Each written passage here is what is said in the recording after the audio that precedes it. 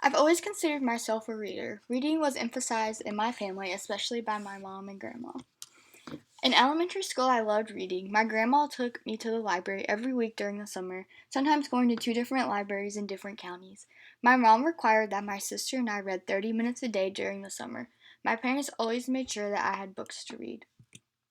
In elementary school, I was also a member of the Battle of the Books team.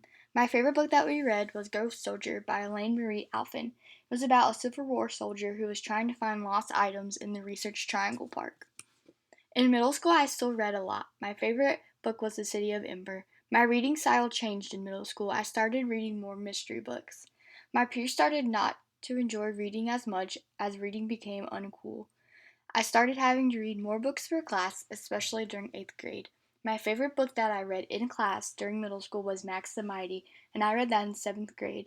My language arts teacher did a whole unit, and each day we experienced a different disability.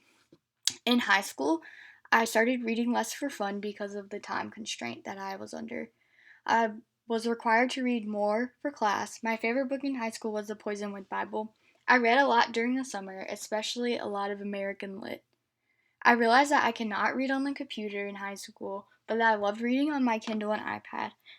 Because I don't like reading on the computer, I had a low EOC score because it was administered on the computer.